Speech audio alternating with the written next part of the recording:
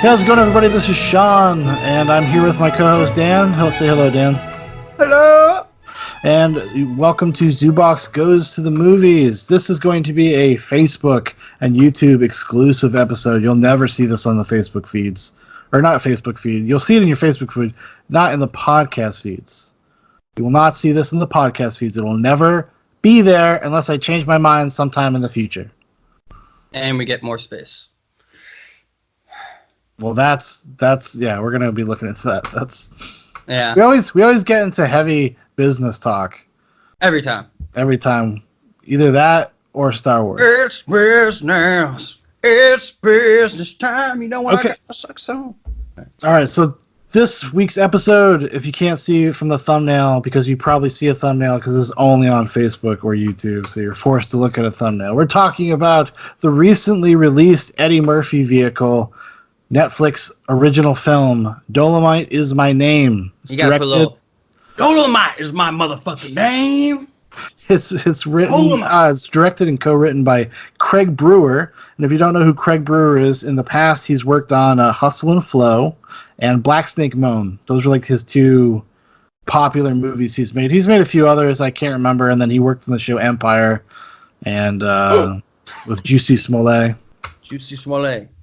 But yeah, so we're going to do what we always do for the first 10 minutes or so. We're going to talk spoiler-free. This is our little mini review. And then we'll give a star rating at the end. And once we give our star rating, that's when you know kind of like spoiler stuff are going to start. Probably won't either fuck on or fuck off after that point. So I just spoiling the entire movie because that is the entire movie. That is the entire movie. Anyways, so yeah, so let's get going. What did you think? What were your overall thoughts about Dolemite Is My Name? I enjoyed it. I thought it was pretty good. I really did. And is it a masterpiece? No. Good biopic? Yeah. My initial. Yeah, I thought it was a pretty standard biopic. Yeah, very standard. That doesn't make it bad though. I don't want to say it's it was bad. It was very watchable. Yeah. But I actually thought, because it got a lot of like high praise coming out of some festivals like a month ago. It played like I think a festival up in Canada, and it played in some small theaters in New York and major cities. Were they comparing it to something like a Jamie Foxx performance in Ray? No, they were just saying it's a great movie. It celebrates filmmaking. It's the most fun I've had in years. And I was like, and when I watched it, I think, they're just almost like people are just responding to Eddie Murphy not being in a terrible movie. When was the last time he was even in a movie? Only a couple of years ago. What? Well, was it that heist movie? No, he did Weird heist movie. No, he did like another. He did. He was doing family films for a long time. He did Mr. Church, I think. No, but he did a movie with that chick from Precious. And it was a heist movie. Yeah, Ben Affleck. Ben Stiller. Yeah. That was what, 2012, probably 2010. Something like. I would even say later than that. I feel like every time he's in a movie that's not a like awful family comedy, they're like, Eddie Murphy's back. Like when he did Dreamgirls in the mid 2000s, like it was the same type of thing where it was a lot of like accolades, and he was getting he was up for an Academy Award for it. I don't know if you ever saw Dreamgirls. Okay, yeah, so it was so by the numbers, like from the get-go, from like just from the opening of the movie, like the first act is so kind of feels so standard and predictable that even though I didn't know any real specifics about Rudy Ray Moore's life or any of the people involved with his life, I kind of knew exactly where the movie was going to go. I knew what all the beats were going to be before they even got there. I don't know. Did you get a sense of that, or were you just? Yeah, it's pretty generic. You could tell where the story was going to go. There was no big surprises. Well, that's, I guess. It's not even surprise. There was nothing to invest in. You don't know any. Like all the characters are kind of like cartoon characters, right? Like they don't feel like real people in the world. Like it's just not that kind of movie. Sure.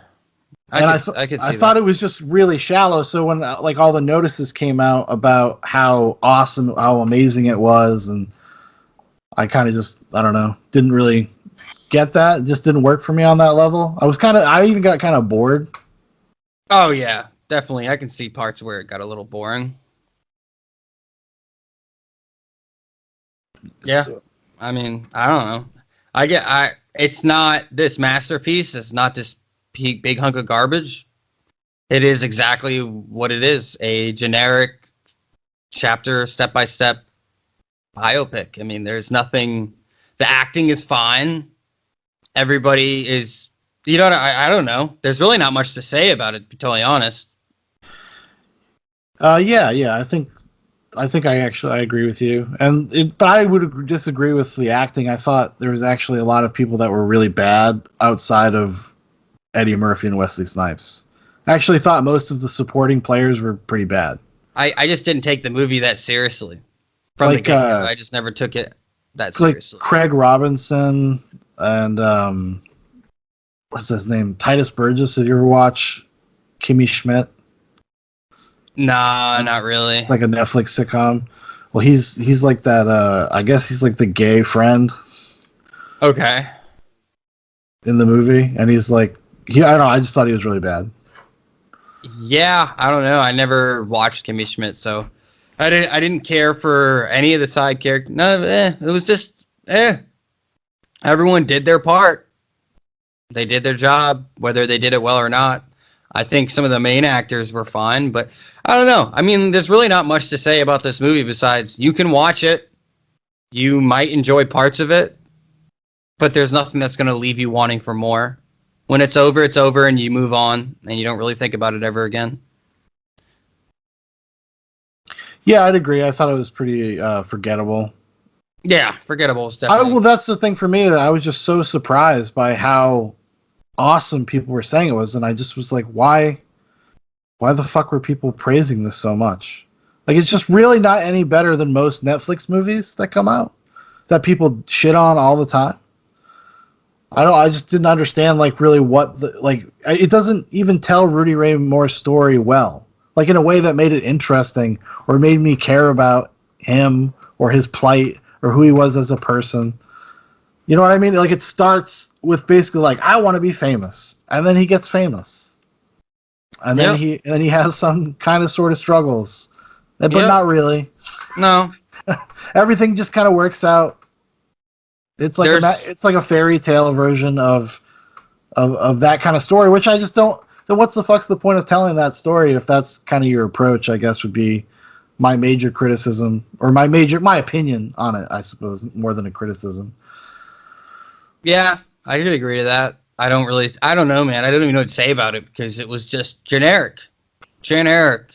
You can go get the generic store-bought cereal. It's going to get you by. But there's nothing sweeter than that real Captain Crunch. You know what I'm saying? There's just nothing better. So, I don't know. It just was a little blah. It just fell flat. I thought overall the experience of the movie was, yeah. I mean, I could watch it. Well, I could watch it. you came in here talking like Dolemite, Dan. It sounds like you loved it. I think the character itself is an interesting character, or the person. He's The interesting. Godfather He's funny. of rap. Yeah, the Godfather of rap. Very true. There's a reason why he started it, and he definitely didn't finish. He's stealing stuff from bums and hobos. Yep. That's He's a thief. That's what that's what the movie's saying. Intrinsically, that rap music has its roots on the train tracks. Yeah, how is he the Godfather of rap when he stole it all? Come on, man. Yeah, it's pretty sad. A real blight on his legacy. Yeah. Yeah, because I guess because he's a guy that just doesn't have insanely wide appeal outside of like the small circles he's in, and that's kind of was part of what the movie was about, like him trying to broaden his appeal, and that's why he wants to make the movie Dolemite. Even though but he just has to come to realize, like, oh man, it's all about family, it's all about community, it's about the people in your community. You don't need the world. You got all these people that love you right here, right here. I Little guess. fat kids come to your premieres. Okay, little fat kids come and they throw down with you, and you give them a staff and you pimp walk. Even though that's not who he was, which is weird. Yeah, I don't know, man. What would you give it out of 5 stars then? I would give it a 2.5. I thought I it was was, gonna say 2.5. yeah, it's pretty like even keeled. It's like watchable, like you said. I was kind of excited to watch it. I was looking forward to it. I've been looking forward to it for like a month or so, and finally the finished product I felt was pretty. I was kind of disappointed when I watched it. Yeah, I mean I'll give it a 2.5. Nothing spectacular, nothing bad, so horrible that I couldn't watch it. It So made me want to go watch Beverly Hills Cop and get some real Eddie Murphy action. I mean, I've never been a big Eddie Murphy fan. At least when I was a kid, I was, but nothing in the past 15 years. Back in the day when I was watching Daddy Daycare, you're goddamn right. No, when I was watching The Nutty Professor and stuff like that, Beverly Hills Cops was good, but I think he didn't age well as far as what his comedy style is. It's okay. I mean, I just don't go back and watch his movies with any type of, oh, this is awesome. I can go back and watch Eddie Murphy Raw and laugh, but when you see someone like Dave Chappelle, then Eddie Murphy really doesn't stand up to me. Yeah, but without Eddie Murphy, there is no Dave Chappelle. I mean, you can make that argument. I doubt it. I highly doubt it. No one's been like Dave Chappelle before or after. Eddie Murphy. No, not at all. Not even close. Not even close. Kevin Hart. Kevin Hart is the Eddie Murphy of our time. No. Yeah, he is, dude. No. His stand-up wise, no. No one has made more money doing stand-up than Kevin. No, I'm talking about content of like the type of jokes that they tell. What? Crass jokes? Kevin Hart doesn't make crass jokes? Not really. No, he's pretty family friendly. Then you could say Eddie Murphy would have never been there without Richard Pryor. Yes. No, dude, that's bullshit. You can follow. Then Eddie Murphy would have been the first. Eddie Murphy would have been the first guy to do it instead of the second. I mean, that's like saying what's the blues guy, the Crossroads guy, Robert Johnson? Yeah. He's not the precursor to other musicians? Not really, no. He was just the one that got famous. Sunhouse and all those guys were around. Yeah, Howlin' Wolf Jackson, all those dudes were around, man. Robert Johnson is considered the godfather of rock and roll or whatever, but no, it's not. So he didn't have, in my opinion, he didn't have an influence. You can't draw a line from like Robert Johnson to another person. To another person. Yeah, that's what I'm talking about. You can make an influence all the way up to Eric Clapton, where he still plays his music today. Sure. It's just I don't think Dave Chappelle. I think Dave Chappelle would have been fine. I don't think Dave Chappelle got in there. Dave Chappelle is a completely different type of comedian. But that's besides the point. We don't need to get into semantics or the history of comedy. I don't think Eddie Murphy's just not that great of an actor. He's never been that great of an actor. This was him pushing himself outside his comfort zone in this film. Maybe trying to be a little more serious, but he's just not good at it. The overall experience of the movie is it's fine, and since the 2.5, I think, is the reason why. That's why we gave it that rating, or for both of us, basically, because it's just, doesn't really matter. I don't care what Eddie Murphy did fucking 15 years ago. I give a shit what about Eddie Murphy is doing now. And it's not that great. Well, 15 years ago, he was doing Daddy 25, Daycare. 30 years ago. And Daddy Daycare is not bad. It's a superior film. You like Daddy Daycare more than I haven't seen it since I was a kid. I just remember thinking it was really funny when I was younger. What do you mean you missed? I missed. That was the only part I remember in the entire film. But 5 stars. 5 stars, 100%. I don't know. Yeah. Well, it's just like, there's a perception of who Eddie Murphy was and who he is, and that informs what people want him to be now. And people get excited when he doesn't do things like Daddy Daycare because he doesn't do it very often anymore. Yeah, I don't even know.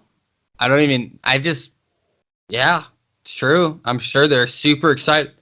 Eddie Murphy's coming back to stand up. He's probably going to bomb. If I had to bet money, even if he's bad, he won't bomb. Even if it's bad. I'll put money out there that they just did it basically to this movie, which is not a good movie, and people were saying that it's great. It's different. Yeah, that's what I'm saying. It won't, like, whether it's good or bad, people will still praise it. You cannot believe the critics anymore. 100% can't believe It the doesn't. critics. No, The critics have been corrupted. It's over. Yeah, You but can what? only trust popular opinion now when it comes to movies. No, that's Most of not the true time. at all. Most of the time. No, I mean, as far as comedy goes, No. you people are giving Dark Fate fairly decent reviews. The Terminator that we just reviewed last week, which is a heaping pile of shit, and Dave Chappelle, as an example, gets review bombed by the critics, but loved by his supporters Well, and it's fans. it's hard to actually measure those metrics because that's like a tug of war between like people online like submitting user ratings. The average person is not submitting user ratings, but like I don't think it really. I mean, that's But Dave Chappelle caused all. enough people to But go all, but online and all give it that, positive but all reviews. that does is prove. I mean, you agree with me then? Like On what? whether his special, his stand-up special, is good or bad, Uh-huh. he will be given a pass. No, he will. It's not about giving a pass. The people will say it's shit. I'm gonna tell the future right now. People will say it's shit, and he will get reviewed highly by the critics. That's what I guess will happen. Oh, it's possible. I mean, sure. I don't That's know. what's gonna happen. That's what's gonna It's happen. hard to. He hasn't done stand-up in so long that it's hard to say at all like what quality of stand-up he will like deliver.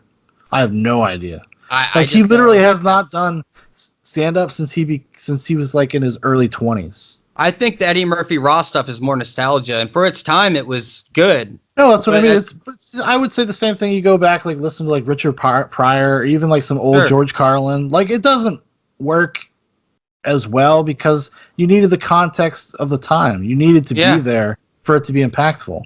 Yeah. I think Raw and Delirious are like that. It's very much of its era, which is fine. Like that's why he was so famous at the time. That's why he got so popular because he really hit the kind of the needle on the head of the time he was alive. Hit the head on the nail. Nail on the head. Yeah, there you go.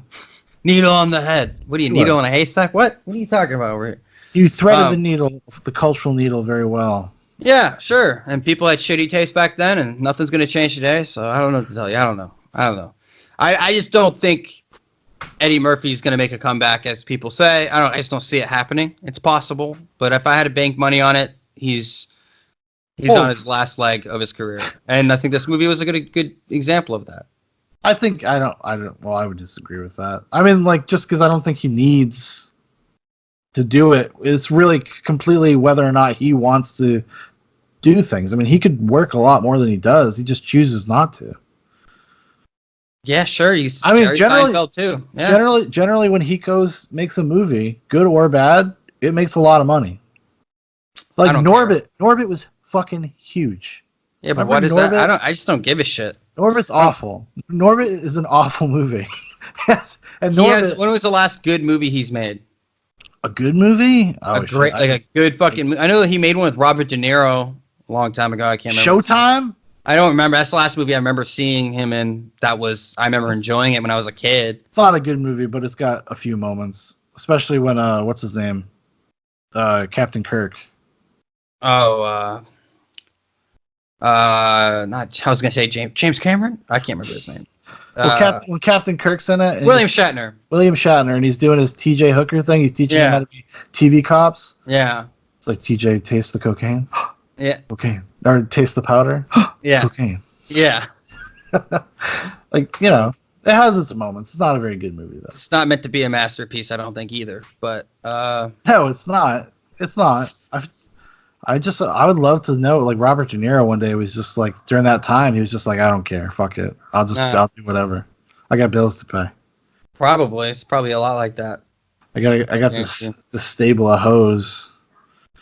Of probably finest. He's been equestrian horses, probably. Now he's good thing he has all that money because apparently he's in a very, very intense divorce. Oh, he's fucked. Like she's taking him to the fucking cleaners. She's gonna get 50% of everything, and then she's gonna get alimony on top of that. Probably. She's accustomed to a certain lifestyle. Well, it has to do with his behavior too. I think, like she's able to leverage. So she has some sort of leverage over him. I mean, he sounds Oh, like he's going probably. kind of crazy because he's also like trying to sue an old assistant for watching Netflix while working. No, she's suing him. That No, stuff's already done. she's countersuing him because No, his he stuff already. I was thought no the his stuff stuff. was already over. The court deemed it to be like frivolous or whatever, so now she can countersue him for trying to defame her and bring like, and she'll probably win because he blasted her name out there and said this is the person that steals, and he's a high profile And watch person. his friend at work. Watch his friends at work or something. Watch, which is bullshit. You don't watch Friends on Robert De Niro's time, okay? You just don't do it. It's just not done. There's enough to know for me that Robert De Niro's he's. I haven't seen The Irishman, but Oh my god, Dan, you're very in the now, huh? You're no, like, I mean, I dude, don't listen, care man. I don't give a what shit they've ever about. done. It doesn't matter. It does. You can't hold legacy accountable for today's actions. You can be a great dude your whole life, and then you rape a 12-year-old when you're fucking 70. You're still a piece of shit. Well, if you I did that, don't you care. probably, I would, it'd be weird if that was the first time you ever did it. No, but okay. So we can look at a long string of movies that are pretty damn good, or a long string of good behavior, or behavior that was accepted at one time. You're still a piece of shit today. I don't care. Well, what does that And have to do with somebody's like abilities as an actor, or whether or what not is you he doing? appreciate or look What is he forward doing, to? man? What has he done? Apparently, The Irishman's a masterpiece. Nah, it's Martin Scorsese. Yeah, Martin Scorsese. he makes He's bad movies. slathering on the good old Martin Scorsese. It's easy. No, I'm not saying he's a bad actor, but I mean, Well, what has he real? When has he really had to act? When? Name a movie in the past 15 years. I can't think of one. Oh, he's done a few things. He's done a couple things. What? I can't remember off the top of my head. It's okay, I got you.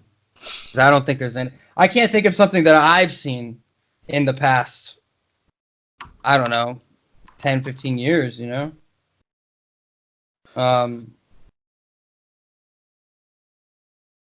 Are we both looking? Okay. Yeah, we're both looking. We're Okay. gonna get settled. He was in Joker. Yeah, Joker. Great. He was in The Comedian, which is not a great movie, but he was okay. There's always Dirty Grandpa. Heist. No, I'm not talking about the fucking movie. I'm talking about his performance. Oh, his performance generally is pretty good. I mean, I've never seen something where I was like, "Wow, Robert De Niro is." No, I don't care. What is his last pinnacle defining? This is a great performance. This is him acting, not being Robert De Niro in The Grudge Match with Stallone or Killing Season. It's just so. Killing Season was fantastic. What are you talking about? I've never seen it. Be honest. It's okay. It's just Being Flynn. Standard. Being Flynn is one of them. That's an interesting where he actually has to act in. Yeah, he has to. Oh, Silver Linings Playbook. He was actually real. I don't like that movie, but he was really good in it.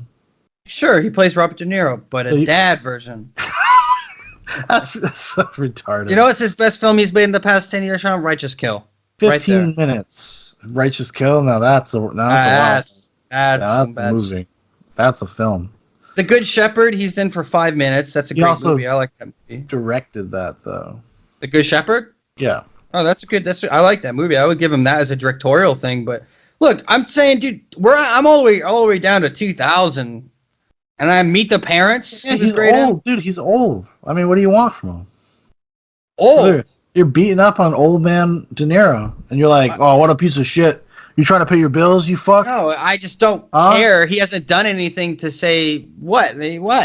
I just don't care. Listen, I'm not saying that Eddie Murphy is so terrible in this movie that it's unwatchable, but Eddie Murphy's done. He's done. I've roasted him. It's over. No, he's done. He doesn't act. His acting ability is not that far. He's different versions of Eddie Murphy. He never really drops Eddie Murphy. Sure, but that's a lot of actors. Keanu Reeves doesn't do it. Yes, he does.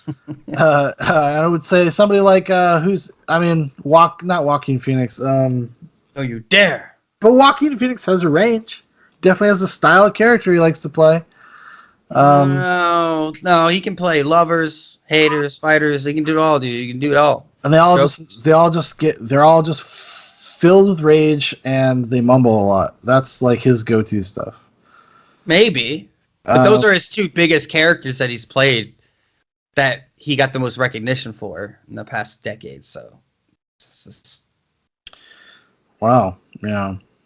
Dolemite was fun, man. Dolemite was fun. Dolemite was fun. I had fun watching it. You know what? Now you know what? I love Dolemite. I had fun watching it, but I am not going to sit here and try to say it's Eddie Murphy's comeback. I personally am not going to be impressed until I'm impressed. I had fun watching it. There was funny moments. There was some good humor.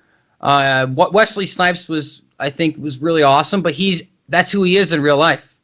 That's not who Wesley Snipes is. No, but he's notorious for not giving a fuck, not giving a shit on set. He's a diva, dude. Yeah, that's what I'm.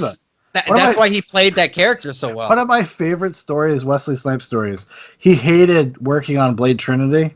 Yeah. Because they had other heroes. He was just pissed that there's other heroes. Because it has Ryan Reynolds and Jessica Biel. And there's a scene in the movie where he's laying like on a coffin. They're about to bring him back to life. It's like at the very end of the movie. And he was supposed to open his eyes. Yeah. Like he jolts awake. He's back to life. Yeah. He wouldn't open his eyes. And then in the movie, they had to CGI eyes opening. I was like, that's baller status right there, dude. That's awesome. I know there was a fact. He was like, fuck you, David Goyer, you fucking hack. Go write Ryan Reynolds some more jokes, you cocksucker. That's what he was thinking the whole time. He was like, fucking Blades were these fucking crackers. Well, that's why Ryan Reynolds had so much talking in the movies, because he refused to act. He refused to do anything. Oh yeah, there's a commentary for Blade Trinity, and they try to talk around it a lot because it's Jessica Biel, Ryan Reynolds, and the director, and they try to talk around it a lot, and they're just kind of like laughing, like, yeah, acting, hanging out with Wesley Snipes. Well, I mean, I'll say that then he actually, in this movie, he fairly represents who he probably was, at least during the making of that movie. Not giving a shit, getting Wesley high Snipes or smoking. Humbled. Life has humbled Wesley Snipes. Oh, yeah, dude, he was some Saudi Arabian prince security guard when he was evading the IRS.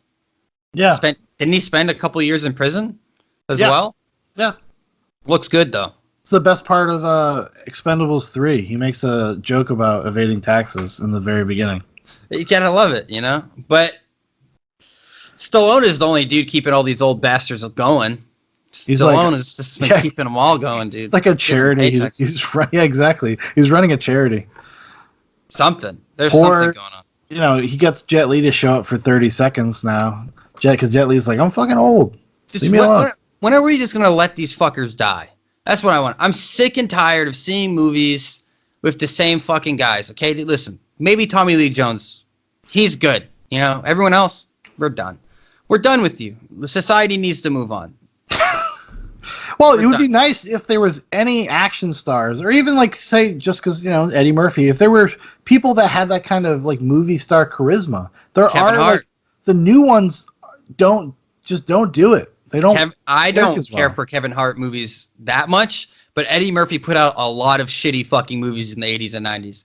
There was definitely dude, it's more good than bad in the 80s and 90s. Sure. So, I mean, Kevin Hart to me is not the funniest dude ever, but people love Kevin Hart. People fucking love him. Well, he seems like a nice person, but he's a great dude cheating on his wife and all that shit. Whatever, dude. Like, listen, I'm not saying he deserves. But he didn't make the golden child, baby.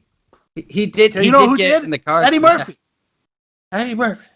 There's Eddie Murphy is it's just comedy's not really the thing of the day. He didn't make no Vampire in Brooklyn, motherfucker. Anytime I've watched his interviews lately, Eddie Murphy's cringeworthy to me. Dude, he's like a guy. He's like famous and rich on the level of like Michael Jackson. He just does not know what it's like to be a regular person. He's weird. He's weird. If you go watch him on Comedians in Cars Getting Coffee with Jerry Seinfeld, he did one for Netflix. Sure. And he's weird. He's like awkward. They edit that show, and they couldn't help but he just answers questions weird. He has no fucking clue what it's like to be a regular person. He like lives in a castle in New Jersey. Fuck yeah, he does. There's nothing wrong with that. I'm not saying there's anything wrong with it. But there's a reason why like he's he's just so detached from reality, and it's almost like that bleeds over into the types of movies and the types of things that he thinks are funny. Like he just doesn't know what like regular people laugh at. Sure. And, I and he thinks it's like, oh, you got to be like a big dumb cartoon. That's why Dolemite is the way it is. That's why like you go watch, the Nutty Professor movies. Like he's stuck in that mode forever. Yeah, he is. There's just nothing there.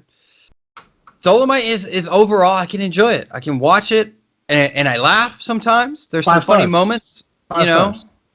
5 stars. But there's definitely some things that, hey, it is what it is. It's not a terrible movie. I think most people will watch it and say, hey, that is what it is, and it's not terrible. And do you think that's a reflection of their intelligence level? You can say it, Dan. I mean, I know that's what you're trying to say. No. I mean, if you enjoy this movie, hold on, let me translate for you. Dan's trying to say, if you enjoy this movie, he thinks you're a big dummy. There might be some truth there. No, I mean, hey, dude, you like what you like. You come talking around me, you come saying I like Eddie Murphy movies. Then we can't be friends. I ain't gonna let you watch my kids. You're gonna feed them nothing but Kool-Aid. I'm all hopped up. I can't. I just can't, man. I can't sit there and support. I don't know. We've been on a bad movie trend lately, and it's killing me. I just waiting for the next movie that will actually make me feel something. Like Rise of the Skywalker. The completion of the Skywalker saga? Is that what you were trying to say? Yeah, sure. Yeah, let's see that. Let's see how that goes. I don't think that's going to go very well. I think it's even people that like Star Wars. I don't think that's going to go very well. Nobody, dude. The older generation of Star Wars fans really, I don't think, love this. No, they don't. I don't think they do. At best, they lie to themselves or tolerate it. I might even go on a limb here and say this trilogy might be worse than episodes 1 through 3. They might be worse. I think they are. I mean, well, I haven't seen the last one. Obviously, it's not out. I would say that even though those old movies are bad, they still feel like I'm watching a Star Wars movie, where none of the new Star Wars movies feel like I'm watching. They feel like fan films. Like it's like a big budget fan movie. They're gonna can't like probably in 20 years they're just gonna say these ones don't exist in the world or something. They're starting over. Gonna start over. They're gonna reboot the series. Start it, yeah. No, they're gonna reboot the entire series and start from scratch. You watch. They're gonna do that in probably 15, 20 years, because people are gonna want to see how it should be made, and Martin Scorsese will direct it. At 127 years old, he's like, "This is cinema." He actually wrote a baller op-ed in the New York Times. Yeah, that's what I was about to say. Everybody thought he was gonna walk it back, and he's like, "No, I'm just gonna explain you into oblivion, you fucking nerds." He goes, it's not my it doesn't meet my temperament or what I consider blah blah blah. Then he kind of gave it a thumbs up by saying, if I was younger, and maybe I would be interested even in making one of these movies. He was trying to be diplomatic. Well, because he was thinking about the Joker. He was thinking about directing it. Yeah. But then he just decided that he didn't want to do a character that turns into a comic book character. It's just not in his wheelhouses of interest. Yeah. That's fine. And that's fine. People dogging on him for having the opinion like there's a difference between like cinema, like art, and commercial art. Like it's just a difference.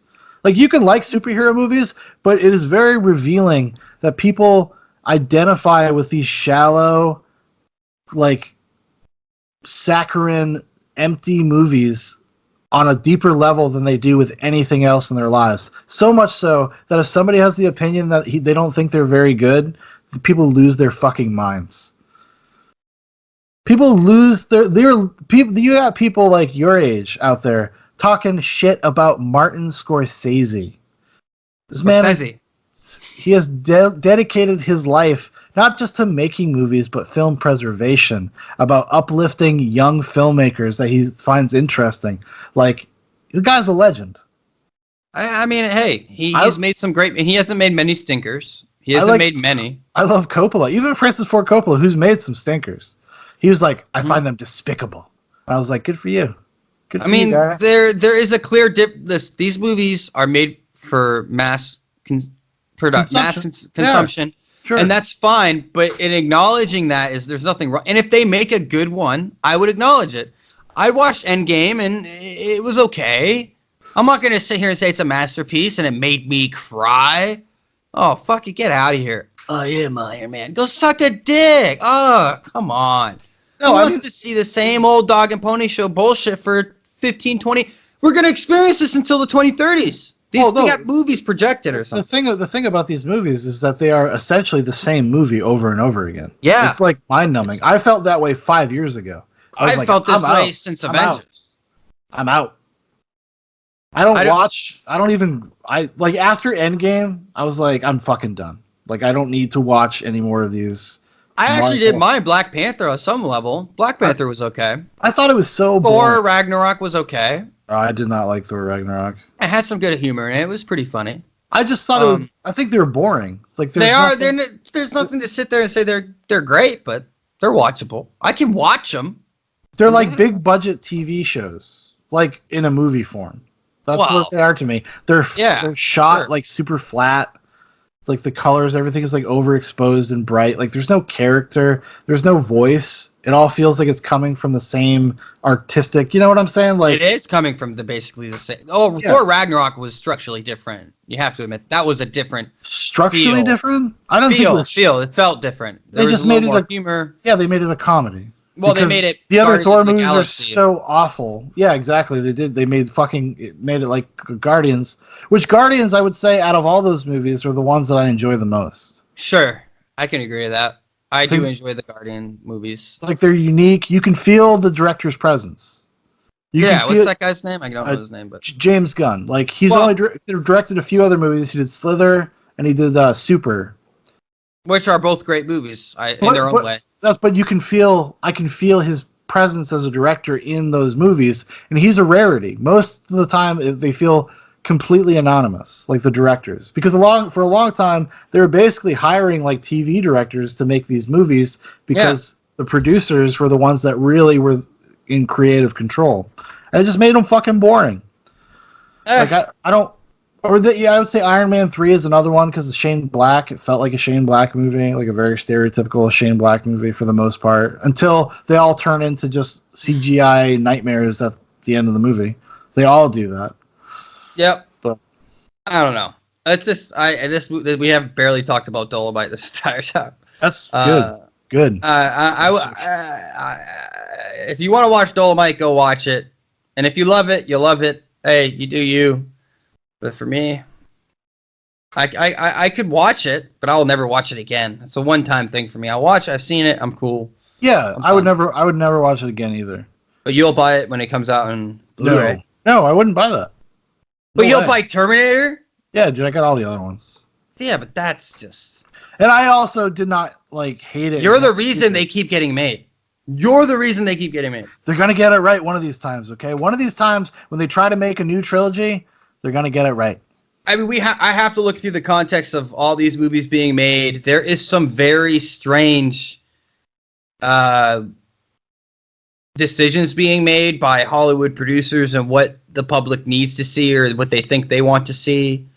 Stick to your fan base. It's the same reason why a lot of gaming companies are getting fucked up right now. They're not being loyal to the fan base. So Avengers or the Marvel, they're staying loyal to their fan base. They're staying loyal because their fan base is a newer generation. And they're not necessarily 40-year-old guys that they're people that like to be feel like they're doing something virtuous when they buy a ticket to a Marvel movie. That's the audience for those Marvel movies. Virtuous? I don't know. They're like, oh look, I'm so fucking woke. I'm buying a ticket to a Marvel movie, dog. I don't get the woke feeling that because that's all of no, it's not in the movies, it's in the marketing of the movies. Oh, sure, I guess. They market the movies by every single time a Marvel movie or a Star Wars movie comes out now, they're like, oh, the trolls are out there. You got to buy a ticket to stop the fucking trolls. Look at these nerds. Oh, yeah. Out trying to destroy everything. Like, they do that for every fucking... But that's not... Marvel hasn't had that problem. Marvel's never had that problem about getting. What Marvel movie got review bombed by people? Oh, we got review bombed? No, Captain Marvel. No, Captain Marvel was the wokest one, and it didn't even get review bombed. It didn't really. I thought they blocked from people from being able to review it. They did that preemptively though. It didn't actually Right. Yeah. Why? Because they went really hard in the marketing side where Brie Larson would shut her fucking mouth. Basically every single time just being like, yeah, we don't I don't give a fuck what your opinion is, white straight male. Yeah. It's so bizarre. Do you know who watches these fucking white straight dudes, or who are watching their movies most likely? Yeah. So yeah. But that was one movie. Marvel's never really pushed the woke shit that hard. Black Panther, they pushed it so hard it got a Best Picture nomination. Yeah, I mean, because they literally mounted a campaign to guilt the Academy Awards into giving it a Best Picture nomination out of fucking fear of being called racist. I don't know what other movies were put up around that time, but I'm sure there could have been something else other than Black Panther, an incredibly generic action superhero movie. Yeah, but that doesn't matter. Whatever. The woke. I'm talking about within the movies themselves. I'm not talking about how they advertise or whatever. I don't care. I'm talking about the actual movies are not super woke. No, because they don't want them to be, because they want them to appeal to the widest audience possible. Right, and that's what I'm saying. But they pander. It's kind of like the Transformers movies. They're all over the place because they want everyone to like them, or they want everyone to see them. Yeah. So the actual movies are like, there's action, there's comedy, there's romance. Like, they're just all over the place. I would say Marvel, they're definitely a little bit better than the Transformers movies. But yeah, sure. I mean, hey, it is what it is. I'm just saying where Star Wars is fucking up is it's openly alienating a larger majority of their audience. Well, not just by woke stuff, and I mean a lot of just terrible choices they made. Well, it all happened because people had legitimate criticism of Rey as a character in The Force Awakens. This is where this all started. That's the second one, right? No, that's the first of the new ones. No, I thought the first one was the best reviewed. No. What are you talking about? No, I'm talking about audiences. An audience, like the people thought Rey was a boring Mary Sue character who is just good at everything and has no real struggles and is just boring. Right. Okay. And when people started saying that, that's when you started hearing all the trolls armies are out there talking shit about Rey. Like, if you this is for little girls, how dare you talk shit about like a character that's designed to fill little girls up with hope because that they've never felt before. Thank God. I can't believe all these little girls are on the internet just reading these reviews, getting upset. I know. Getting upset. All these 6-year-olds upset by what people are saying on Twitter. Are you insane? Yeah. My heart just lights up when my little girl saw Rey for the first time. Like, you saw all this ridiculous shit. And then I don't know what Eddie Murphy has to do with this, but like, listen, Eddie, you stop it. Yeah. I don't know what you're doing over there with the Disney Corporation. I don't know how we got on a tangent like that about that. That's what happens, dog. That's what happens when you rip.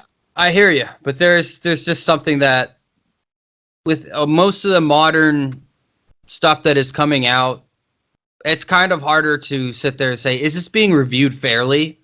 Is this actually being fairly unbiased? This is exactly how I feel, because if I don't, because of whatever the content of this movie is, if the content is, pro something other than what the majority thinks, or the majority, which is white people in America, there's just this weird shit. I can't even explain it. A lot of times movies are reviewed now based on the politics of the reviewer. So they don't look at it as a piece of art and judge it on its own merits. They judge it based on what they want it to be. What they think. I thought Moonlight was pretty good. And it's excellent. Pretty fucking, but it doesn't shove it in your face. Well, it does kind of. I mean, not in a way that feels abrasive and annoying. No, it's just that's the difference between something that's well written and well directed and something that's not. Like, that's all that is. I mean, it doesn't shove it in your face. It is about that. It's about kids. Exactly. It's about a. No, but what I'm saying is, like, so if you a good example, right? Like, Dragged Across Concrete, Brawl in Cell Block 99. That guy, the guy who directs those, Craig S. Zoller. he catches a lot of shit because people think because his characters have a certain perspective, that must mean that's his politics. Oh, Quentin Tarantino runs into the same problem all the time. Well, no, he's just about violence. They always No, like, oh, violence towards women, and the women don't get not to at talk. all. You feet freak. When Django Unchained came out, he got a bunch of shit for saying the N word 300 times or whatever it was in the film. They were pissed as fuck at him for that. That comes back around every once in a while. Like, man, you write the N word in your scripts a lot. Yeah, he does. He should just write every time somebody says the N word, just in quotes the N word instead of writing it out. Yeah, but it's okay. Sam Jackson gave him an N word pass, so yeah, right. He's good. There's definitely no, but people try to attack, like they try to, like assume the motive of the filmmaker based on like what characters say. So you can't make a movie with just like a bad character. That is the focus of the movie. That doesn't mean that's go watch Watchmen. No, you can't. No, you can't. They literally have to say it into the camera. They pretty much do. I can't even watch. I started to watch episode 2, 3, or whatever. I can't. I'm all caught up. I'm trying to power through, but it's so frustrating to watch because I just want to enjoy it, but I can't. I can't enjoy it for some. Do you feel attacked? No, it's just. What more? No, you know what I'm saying? Though seriously, when I watch movies, do you feel that pander? Period. Any type of movie that panders to a specific ideological perspective that maybe I don't necessarily agree with, fine. I can admit that. But when I watch, I roll my eyes and I say, I get it. I get it. I hear it every day, all day. I'm being told this constantly, whether it's through school, entertainment, that I am not a good person based off of. You're not welcome. Well, no, not even. It's saying that basically my viewpoint doesn't matter because I'm a white, straight male. I get it. But it's such a minority of people that actually like really believe that. I don't. I just no way. Like we've not in their sense, not in the media sense, the multimedia and massive conglomerate sense. 100% not true. They believe. No, it's a small cabal of people that like try to push an ideological perspective. Television has always been like this. Television is the primer of society building. Because everybody watches TV, so that's where that's the first vector of like ideological persuasion that usually gets thrown down is in TV. Like movies reflect culture, TV predicts culture. Yeah, you know what I'm saying? Like they're trying to engineer people to have a certain perspective. Mm-hmm. Even if you think about stuff like and this is something I happen to agree with, like gay rights. Okay. Throughout the 80s and 90s, what were sitcoms full of? Tons of, like, it was all about, all the time. Even having specifically, like, gay sitcoms with, like, Will and Grace and stuff like that. That definitely, it just made people more comfortable with the idea of gay people. Yep. Because it was delivered to them in a safe package. Ellen came out gay on her TV show, didn't she? Yeah, she came out as a lesbian, and that was the first. She was the first sin. I was joking. She was the first sin. I'm all about inclusivity, diversity, if it calls for it. I just want it to be written well. But listen, if it was, it's like Moonlight. Moonlight should be predominantly black because of the region, of the story, of it all makes sense. You know what I'm saying? Yeah, but it makes sense to it. So I can go, I never feel weird when I've watched that movie 2 or 3 times now. I've never felt weird watching that movie as a white person. But think about this. Yeah. No. What I'm saying is, generally, they try to say that you need should they start putting token white people in Moonlight? No. Well, should they be there has to be white people in there? This is bullshit. I want to see. They shouldn't do that. I want to see you in Moonlight as some crack dealer pimp. Yeah, right. Hey, SA, what you doing, brother? But they have to, that is a terrible. I don't know what culture. I don't. Right now. No, it's just white. Sure, right. But there is nothing wrong with having an all or Fences with Denzel Washington, another cool representation of the black community, and there doesn't need to be white people in it, and that's fine. Yeah, why would nobody? But that's the thing. Nobody actually cares. No, but this is the thing. People are told to care. If there is a cast if That's they all white, yes. if it's all white, then it's a problem. And then it's just like, listen, if the story calls therefore to be a certain character, and Denzel says it best, if you want to see more, black people up on screen, then write more black stories, write more Yeah, right. things like Black Panther. Great, it's an example where hey, primarily literally takes place in yeah. Africa. That makes It's a sense. character that's black and is gonna Just have to be so around black people, have a black yeah. family. And yes. Yeah, it's all fun. Like it's great. I don't need to see Asian people in that movie. That's not gonna make me feel any better. Hey, we got to throw some Asians in here. We got to And if throw they some are in that movie, they better be the Hispanics. villains. And it goes, what? They better be What? bad. You know what I'm saying though? That's exactly how it happens. Hey, we need to have this type of character. And they were. It's very much so when I'm watching. When I watch. I hate saying that. When I view Watchmen, it's there has to be these characters that hit these, check these boxes, hit these marks. And if there's not, and it's so poorly written and so poorly acted that it feels clunky and unnatural. I would say this in defense of Watchmen.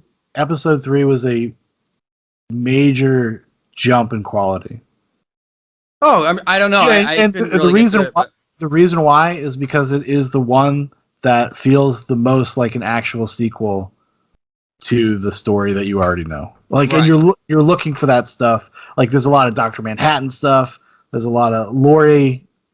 Silk Spectre 2 is like basically the star of the episode. You find out that she took her dad's last name, Eddie Blake, the comedian. Yeah, but it's really shallow. It's not. I'm not gonna say it's good because it's not. But I reserve judgment until the very end. But it got off to a rough fucking start. But that's why comedy today is really, because you go look at the Righteous Gemstones. It's hilarious. Excellent show. It's funny. It's exactly what it needs to be. It was like there's nothing forced on me. I feel like that show was made specifically for me. And then like to a T. But am I saying that just because it's a majority white people in that show? Oh, come on. That's it made me feel more. I'm talking about. Made me feel more comfortable. I can't think. I just want to see myself represented up on screen. Watch the goddamn Righteous Gemstones. I think it's a great show. It's hilarious. Vice Principals is hilarious. Whoever makes the whole series of shows, Jody Hill, David Gordon Green, and Danny McBride. They're hilarious people and they're funny. Like, dude, it doesn't get funnier. I'm sorry, man, but like, for me, because I've been a fan of those people for a long time. The Foot Fist Way. The Foot Fist Way. Observe and Report is one of my favorite companies. It's the same team. Yeah. Danny McBride's not in that one though, is it? No. No. He's got a small cameo. Does he? Okay. Oh yeah. I know. Exactly. It was when his star was on the rise, and I think he did like Land of the Lost or something. Sure. Yeah. I think he was supposed to have a bigger. I think he was supposed to be Ray Liotta's character. Oh, Ray Liotta was great. Well, Ray Liotta is awesome in it, so it ends up working. Yeah. Yeah, he's fantastic. Way better than De Niro. Whatever. Whenever I watch Goodfellas, I gotta close my eyes every time De Niro's on the screen. I say, give me some more of that Liotta face. Yeah. Greater face. There's not there. It's just I think getting back to anything. Martin Scorsese shouldn't be pressured to be putting people in his movies that he doesn't want to based off of whatever. You know what I'm saying? He's making culturally specific pieces. Yeah, no, he got shit because they're like, oh, you got a female character and they don't talk enough. That was Quentin Tarantino. No, they tried to do that with The Irishman as well. Really? Basically, Scorsese's like, what? Yeah. Hello? And he folded, talking right now? Because I can't hear anything but bullshit coming out of his mouth. He literally folded himself into a suitcase. Quentin Tarantino got asked the same thing about Margot Robbie and the Hollywood movie Once Upon a Time in Hollywood, which I haven't seen. But once I guess he got the same type of question. Yeah, that like, based on like, she doesn't have enough lines. Right, and he goes, yeah. Okay. No, he said, I reject your premise, or I reject your question, or something along those lines. Which is completely fair. It's like, because if we're gonna start measure, this is the problem with some of these feminist critiques, because this came from it's called I think the Bechdel test. It's like how much time in a movie do women just have talking to each other without mentioning a man or having a conversation about a man? It's like measuring lines. Like it's How so often does that happen arbitrary. in men movies? No, I mean, but when men are just speaking too. it doesn't matter. But what I'm saying is it's so arbitrary and it turns like art and storytelling into like a mechanical process where you're like, well, Sure. make sure there's 50 words that don't talk about a man. Like, who the fuck? Nobody writes like that. Like, nobody wants to create art that way. And If it you're watching movies like that, I can't imagine it being very much fun to watch movies. Just even can't. like yeah, even if you're super into movies, want to get super analytical about it, like that's awful. Just It's awful. whatever suits the character and story. That's all that should matter. Yeah, I don't. everything should serve the picture. Everything, just Yeah. like when you're in a band, like every piece Yep. of your song or every song that you write, whatever, everything should serve the song. There should be no ego involved. Like Yeah. it's the same kind of thing. I just can't. It's getting harder and harder for me to trust movie reviews or TV show reviews. Not that there's ever been a super close. It's not 100%, but You know, he was really popular, but somebody like Roger Ebert was actually pretty fair. yeah, Because, I think Peter Travis from Rolling Stone is still fairly. yeah, He's he's still pretty fair. fair because he reviews the movie on its own merits. Yeah, he gives He's you not a whole he's not perspective. but he's not trying to like pick it apart with his own biases in there. He's like, okay, you know, this is how I watch movies, and this is how you can watch anything and appreciate movies of all different types of qualities and styles and genres. The movie generally will have something that it's trying to accomplish, and I judge a movie based on whether or not it accomplishes that goal.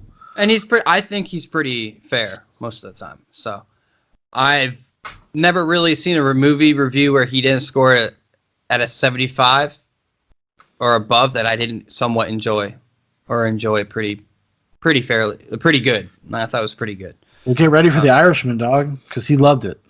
Oh, I'm sure, and I'm sure Look! The Irishman's going to be great. Except De Niro's probably going to be De Niro. You're not fucking stoked for The Irishman, dude? Yeah, 3.5 hours. I'm like, fuck, yes. My dick is so hard. Only I'm I think screaming. didn't they pay some extreme crazy amount of money for it too? Fucking It's a retarded amounts of money. 140 million. It was the largest budget ever for a Netflix. Well, the reason why they had to do all the de-aging stuff, they've been trying to make this movie for like 20 years. Yeah. And the thing was that the studio was like, it just costs too much money. And goes into part of what Scorsese's critique of the ubiquity of superhero movies is that they are driving other mid-level budgeted movies out of the theater. People can't get them made. People can't get the money for them because everything is built around these tent poles. Like if your movie doesn't make $1 billion, like studios don't give a fuck. We're not making this movie. So you got something like The Irishman, which probably would have done modestly well, but it wasn't going to make $1 billion. It's like something like the last Silence was Scorsese's last movie. The movie before that, The Wolf of Wall Street. Another like guys like in his 70s making some of the best movies of his career, Great, the most vital, great fucking movie. awesome movies, and that movie did pretty well. Like relative to what it is, it's a 3-hour rated R movie about comedy about Wall Street guys. That made a pretty good. Fucking high and drunk and doing depraved shit for the whole movie. Made a pretty decent mint. It had a big star in it. Leonardo DiCaprio will put bucks. I bet that movie made a few $100 million probably. Oh yeah, for sure, and it probably cost worldwide. It probably cost 150, 120 million to make. Do you really think that much? Yeah, that much? No way. Yeah, I do. 150, dude. I'm gonna say right now, 75 million. You're gonna say. That's what you believe. 120 or 150? Hold on, baby. Hold on. No. Don't look it up. I'm looking it up. No. Well, you're gonna look it up? I'm looking it up right now. I want to know what you're thinking. Fact checkers. Get out of here, Politico. Fact checking your ass. Oh yeah, very excited. What are you doing? Don't look it up. Stop. Oh, you know what Scorsese also does in his free time? He cuts documentaries together. I still have not watched his new Bob Dylan documentary, and I really want to. It's 4 or 5 hours or something. I know. I'm excited. Stop looking it up. I can hear your little fingers typing. I haven't typed a goddamn thing, dog. Budget? So we just need to type budget, or what is it? What do we got? Yeah. Cost? We have a What? Budget? So what Yeah. are you what are you saying? I said it's like between 120 and 150.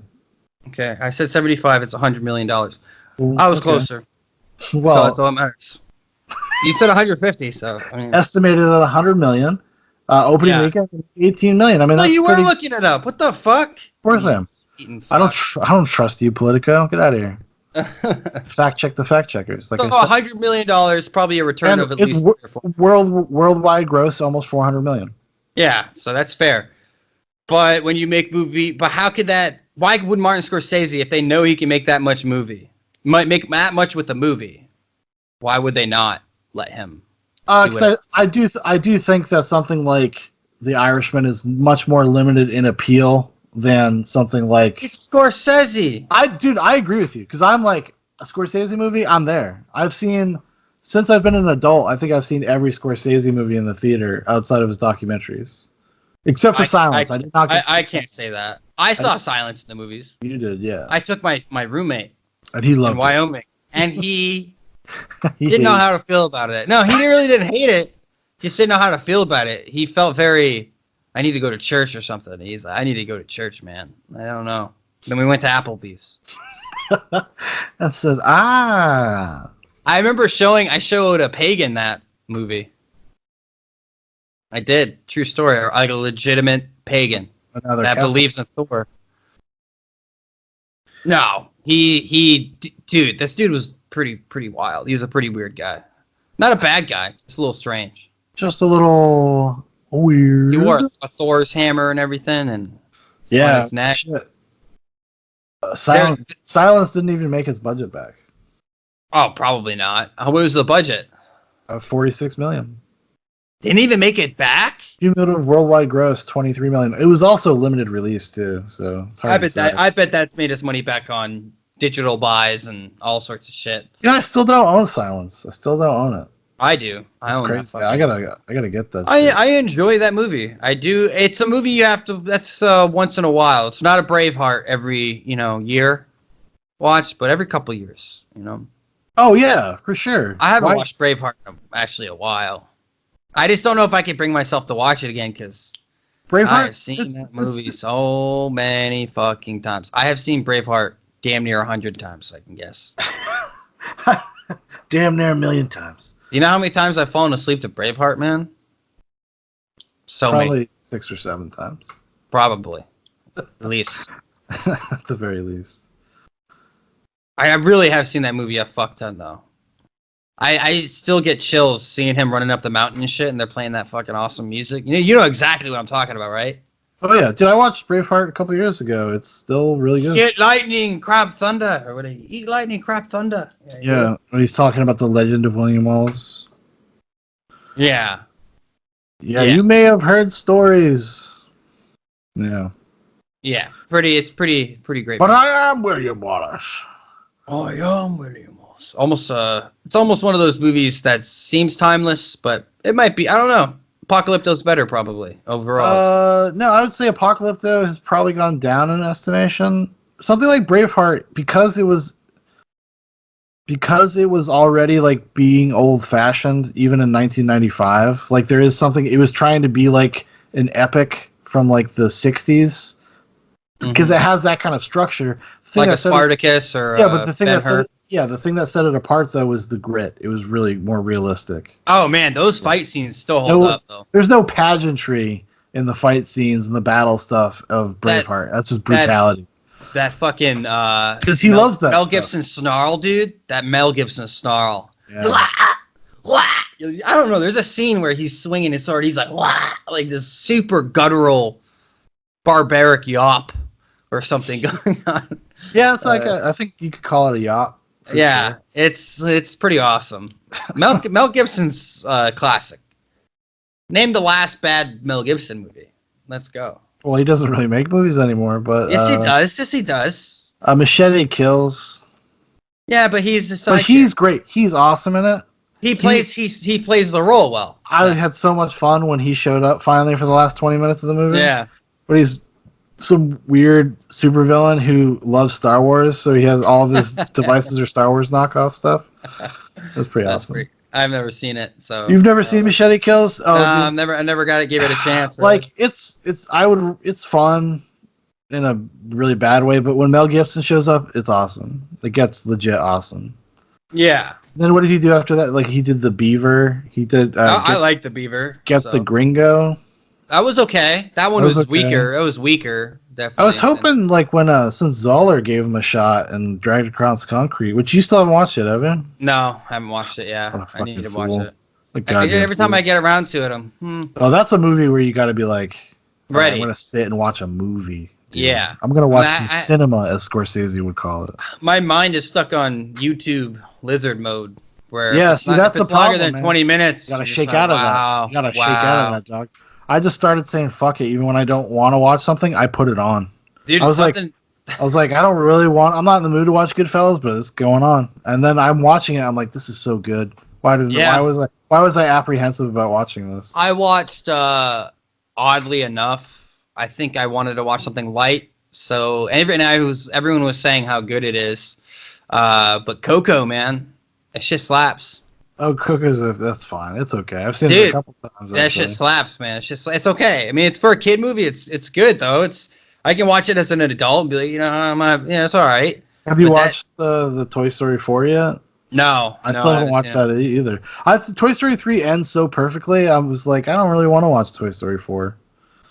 I don't even remember Toy Story 3 that much. Toy Story 3, Andy is going to college, and then at the end of the movie, he gives all of his toys. He was going to take his toys selfishly, leave them up on a shelf. But instead, he sees how this little girl loves his toys. I'm never going to get laid if I bring Woody with me. Or maybe it would just get him even more laid. Yeah. Because he's a celebrity. Of course. But then he gives it to this little girl, saying, like, this new generation, like, you know what, like, you feel the magic of these toys. You should have it. It's like a perfect way to end, like a perfect trilogy, and the toys get to live on forever, right? Because every new generation that discovers them, like they have more reasons to be alive, and yada yada yada. And then they're just like, no, I guess we're just a bunch of corporate bullshit. Disney sucks. I'm over all these remakes and reboots and doing it again and again. Yeah, that's like why the Lighthouse. Who the fuck wants to go see that shit? I don't even know. You don't want to see The Lighthouse? You don't want to see Willem Dafoe and Robert Pattinson? I love Willem Dafoe. He does weird shit. They're lighthouse watchmen. They go crazy. Yeah, I know. I've heard of it. It's spicy. I can't wait. I just don't want to see remakes anymore. And if it's a remake, make it obscure. When they remade The Thing, the original Thing, that was a remake or a sequel. That was cool. It was a remake. Whatever, right? I thought it was a sequel. It was considered a sequel. No, it's a remake of the Howard Hawks movie, The Thing from Outer Space. Right. Well, basically, what they did, though, they went back to the source material as a short story called Who Goes There? And they kind of did it more closely to the source material. I just know they obviously, the whole entire, but either way, it was originally done. It was interesting, and maybe at that time they were also, where's all the original shit? I want to see original stuff. They're only doing stuff that proves it makes money. Well, they chase this dragon all the time, where it's like they think that if something has name recognition, like it's more likely to get greenlit, even though it oftentimes doesn't matter. Like, you know, when they remade RoboCop for some reason, they did a remake of RoboCop, and it was shit. It's not. It's like it's a 2.5 star movie. It has some interesting ideas. I respect that they tried to do something different, but it was so different that it was like, why call it fucking RoboCop? What is the point of calling this RoboCop? Should have just called it something else. Because all the RoboCop stuff in the movie just doesn't work. Like the satire and then it's PG-13, so it's doesn't even have like the ultra over the top like violence. Right? And which was part of the cartoony nature, the satire of the original. The original it's very much its own thing, and they've never replicated it. But that's Paul Verhoeven. I just want to see new stuff, new ideas. I mean, new ideas. That stuff exists. It's just like it's on digital. Like now it's all VOD stuff.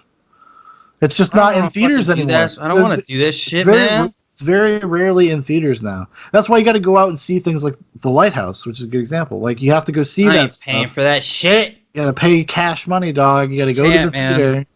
I can't. I can't bring myself to go spend movies. I just don't know. I'm just done, man. Just leave me alone. Let me just watch the same old fucking movies again and again and again every year because people, it's gonna backfire. There is going to be a point where it backfires. It's just What? like it's just like Bethesda. You know, the video game company Oh, doing the same thing. I think it's over and over it's again. already happening. I think you're going to see with the Marvel movies at some point they're going to start the bomb. That's what I'm saying. They are not Yeah. going to do well. It's already. I think it's all unless something crazy happens. Although now they have X-Men, so that'll be that's a feather. That's a way to reinvigorate and get people interested in Marvel movies. So they're going to go through this next phase, and people are going to be like, whatever. And then they're going to drop an X-Men movie, and people are going to be like, fucking Marvel's awesome again, just because it's X-Men. X-Men, they've never done a good X-Men movie, really. Oh, I think there's a few good ones. I think Days of Future Past is solid. Logan is solid. Logan doesn't count. Yeah, it does. No, they don't even count it as canon, so it doesn't. It's an X-Men movie, though. They don't count it as canon. It's got it X-Men doesn't count. It doesn't count as canon. It doesn't count. What are you talking about? You just said X-Men movies. No, listen. Canon. I'm talking about the canon films. Do you discount and be like, well, Batman Begins is not in canon with the other movies? Yeah, that does not count as a superhero film. That is not it. Does. No, it doesn't. No, it doesn't. No, You're high. Here's the critical difference. Why? Because you can tell a huge fundamental difference between the Christopher Nolan and whatever I can't remember his name, Christian Bale Batman movies versus the Ben Affleck Batman movies. So there's a huge fundamental. They are not canon. They do not count those movies as part as the DC cinematic universe. So, that shit matters. They're still superhero movies. Yeah, but it doesn't count as far as canon goes. They're not the same type of movie. They're not trying to accomplish the same thing. So I'm done with them. Yeah, but they're superhero movies though. They're superheroes. Oh, dude, how much money did fucking Dark Knight? $1 billion about? Right? Probably on average about $1 billion. Yeah, it made a lot of money. Yeah. Yeah, it made a fuck ton of money. That's the only thing they have in common. But it's still a superhero movie. Like I'm only talking about canon stuff. Canon stuff only. No, it doesn't matter whether it's canon or not. Like yes, it does. What you're talking about is the difference in tone. No, I'm talking about different in quality. Yeah, well, that's subjective and that's an opinion thing. It's not. Their tone. Superhero movies can be whatever genre and whatever tone you want them to be. It doesn't matter. Anyways, there's a couple okay X-Men movies. I would say Days of Future Past is pretty decent. I would say First Class is okay. I think X2 is pretty good. Like for what it is, you got to relative to for what it is. I don't know if those older X-Men movies probably have not aged very well. They really haven't. It's been a long time since I've seen. They really haven't. Just like Lord of the Rings, I just can't explain it. You know, I just can't explain why. Check out episode 6, Lord of the Wanks. Lord of the Wanks, man. I'd like to hear an extended edition of yelling about Lord of the Rings and everybody calling Dan a fucking idiot. Yep. See that. You'll witness that great. Do you feel like in moments like that? Do you feel like Scorsese? Everybody calm down. You'll be like, it's not cinema, guys. I'm not saying I'm some fantastic, reviewer of movies, but I might be the best in this room right now. Well, you are in a room by yourself. So yeah. Well, that's besides over Skype. I'm also the best reviewer in my house, my entire house. Me too, man. Me too. Now, I might be on my own block. Might be the best reviewer. Well, probably, yeah. But the typical standard X-Men or Marvel movies, I don't care. So they are what they are. I'll watch them too. I'll watch them because I pretty much stopped. Honestly, I can go watch it with somebody and be like, okay, it's not bad. I'll watch the DC movies just because I have a proclivity. I like DC as I grew up liking Batman and shit like that. So I usually will check those out. Suicide Squad bombed. That shit was garbage. Actually, it made a shit ton of money. I don't care about money, bro. It sucks. You said it bombed. Will Smith isn't even coming back. No, it's an awful movie. Will Smith said no. I'm not making that fucking movie. James Gunn is no. I don't think James Gunn wanted him back. James Really? Gunn, director of the Guardians of the Galaxy movies, when they got fired from Marvel, DC was like, "Yo, dog, what are you doing? You like the Suicide Squad?" And then he said, "Yeah, I'll make the Suicide Squad." And then Marvel was like, "Well, you come back and make Guardians 3 after all." So that's why Guardians 3 got pushed way, way back. He was supposed to be out like next summer, Oh well. but now he's doing Suicide Squad. Not a lover of it anyway. So the new Margot Robbie movie's coming out, which is the Birds of Prey, or what the fuck is it called? Oh, Birds of Prey, or the Yeah. Emancipation of Harley Quinn. Get the fuck out of here with that bullshit. I was excited just because I like Ewan McGregor and he's the bad guy. I was Oh. like, I like Ewan McGregor. Well, did you hear There's- what the casting of the new Batman movie? Yeah, we got Andy Serkis is gonna be yeah. Alfred. Yeah. What's his name? Ooh, Irish guy. Colin Farrell. Colin Farrell is the Penguin. I thought he was the Riddler. No, that's I Paul, thought Andy Paul Serkis Dano. was the Penguin. No, Paul Dano. I think There it'd Will be a Be good Blood. choice. I can think. see Well, that. it's rumored that he's the Riddler. I can And see then that. what's his Matthew McConaughey as Harvey Dent. Yeah. It got a good cast, man, and I like that director. He directed the last two Apes movies. Okay. You got my vote as of somewhat confidence here. But is it cinema? You know, Is it cinema? Probably not. Probably not like Dolemite Is My Name, the most cinematic movie ever made. Yes. Literally the most accurate representation of how to make a film, I think. Oh, pretty much. I mean, Martin Scorsese just keep his fucking mouth shut. Keep his fucking mouth shut. You stupid old white man. They just need to reset Hollywood. That's my vote. Fight Club it, dude. Fight Club the shit out of it. Just erase everything. Erase everything. Oh, that would be a bummer. Imagine if that actually happened, and we would just sit around talking about the old movies we saw. They would have to try to remake them and it'd be shit. That's what's happening. They're trying to reset Hollywood right now. That's what we're watching. All these remakes, all these things that have nothing to do with today. They can't come up with new ideas, so they're just resetting it, giving it a new gloss and finish. Well, you gotta watch out that they don't disappear movies. That's the one problem. Like every time you go to a new technology or a new kind of like format, you lose. With streaming, you never lose it. Not anymore. Not with streaming. Well, with streaming, the problem with streaming is alterations, editing. Yeah, I guess you'll never fucking know. They've done it. They've already do it. They did it with apparently there's an episode of The Office, like the cold open was Michael Scott like pretended to hang himself in the warehouse. Oh yeah. And a bunch of kids come and they see him and they freak out. It's for their Halloween episode.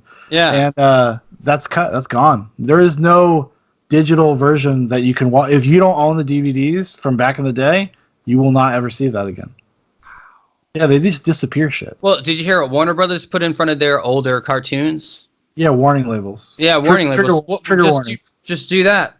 That's fair. That's fine. If you're gonna do something, don't fuck with it. Like, just put a warning label of it. Hey, don't be fucking with people's like intent and stuff. Like there's a graphic imagery for the first 30 seconds. Don't watch with your kids. There was also something I heard, a rumor about Netflix doing something like editing some controversial scenes in some of their TV shows. No, yeah, there's 13 Reasons Why. There's a scene where this kid gets gang raped in a bathroom or something. Was that it? Or I thought it was There's a scene in that movie. I don't know. Someone told me that. No, it's when she slits her wrists. Oh yeah, in the bathtub. That thing. They took that scene out, and then there's a scene where a gay young gentleman gets a broomstick shoved up his butt. Ew. In a bathroom by a bunch of boys. Yeah, they just shove a broomstick up. The fuck? What kind of high school did they? Home down, boy! Squeal, piggy, squeal! Yeah, I know. It's like, fuck? What is this? When is this taking place? 1932? I don't even think in 1932 they were sure. Let's just say they did. I mean, because it was more likely going to happen in 1932 than in 2019. Or 2018. Yeah. Yeah, but see, that's the thing, though. See, there are the people that kind of fuckery is not okay. No, I don't agree with editing stuff unless it's the creator's choice. I mean, even if it's an argument. I think once you release something, okay, George Lucas.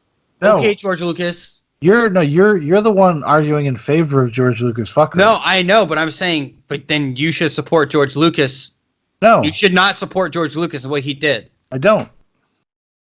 Okay, at least as long as you're clear. Unless no, I don't support George Lucas because he went re-edited, reshot things in his film. no, but what he will not release the original versions. Like if he wants to have a special edition, if he wants to have a special edition and a theatrical editions, they both exist. That's fine. But once you put something out there, it's out there. Like I bet he destroyed them.